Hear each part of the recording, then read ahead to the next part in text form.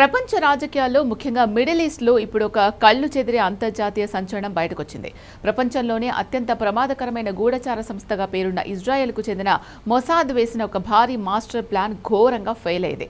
Iran దేశంలో అంతర్గత తిరుగుబాటు సృష్టించి అక్కడి పాలకులను గద్దె దించాలని ఇజ్రాయెల్ గూఢచారులు వేసిన రహస్య వ్యూహం తలకిందులైంది. ఈ ప్లాన్ ఫెయిల్ అవ్వడంతో కొత్తగా బాధ్యతలు చేపట్టిన మొసాద్ డైరెక్టర్ రోమన్ గోఫ్మన్ ఈ ఆపరేషన్లో కీలక పాత్ర పోషించిన ఇద్దరు అత్యంత సీనియర్ ఇంటెలిజెన్స్ అధికారులను పదవుల నుంచి తొలగిస్తూ సంచలన నిర్ణయం తీసుకున్నారు. అసలు ఇరాన్ దేశాన్ని కూల్చడానికి ఇజ్రాయెల్ వేసిన ఆ సీక్రెట్ ప్లాన్ ఏంటి? అంత పెద్ద గూఢచార సంస్థ వ్యూహం ఎలా లీక్ అయింది? ఇరాన్ ఇచ్చిన కౌంటర్ దెబ్బకు ఇజ్రాయెల్ ఎందుకు తీవ్ర ఒత్తిడిలో పడిందో ఈ వీడియోలో పూర్తి వివరాలతో ఇన్ డెప్త్ గా విశ్లేషిద్దాం.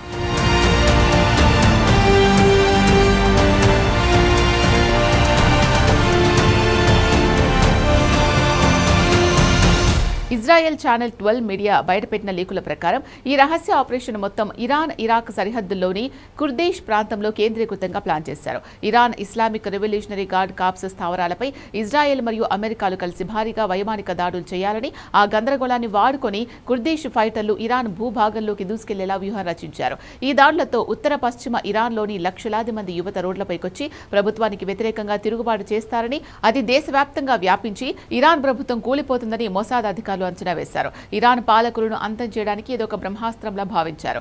ఈ ప్లాన్ లో అత్యంత షాకింగ్ ఎలిమెంట్ ఏంటి అంటే, ఇరాన్ ప్రభుత్వం పడిపోయిన తర్వాత ఆ దేశ బాధ్యతలను ఇరాన్ మాజీ అధ్యక్షుడు మహమ్మద్ అహ్మదీ నెజాద్ కు అప్పగించాలని ఇజ్రాయెల్ ప్లాన్ చేసింది. ఇందులో గతంలో హంగేరీలో జరిగిన ఒక అకాడమిక్ కాన్ఫరెన్స్ వేదికగా అహ్మదీ నెజాద్ తో అప్పటి మొసాద్ చీఫ్ డేవిడ్ బార్నియా రహస్యంగా భేటీ అయ్యారంటూ న్యూయార్క్ టైమ్స్ సైతం సంచలన కథనం రాసింది.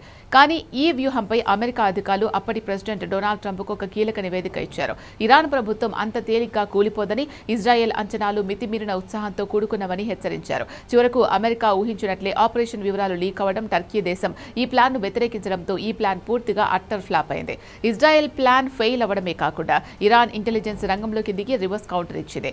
ఇరాన్ మిలిటరీ మరియు ఎయిర్ డిఫెన్స్ స్థావరాల సమాచారాన్ని సేకరిస్తున్న 21 మంది మొసాద్ ఏజెంట్లను ఇరాన్ నిఘా వర్గాలు కెర్మన్ ప్రావిన్స్ లో రెడ్ హ్యాండెడ్ గా అరెస్ట్ చేశాయి. వారితో పాటు భారీగా ఆయుధాలు, మందుగుండు సామగ్రి స్వాధీనం చేసుకున్నాయి.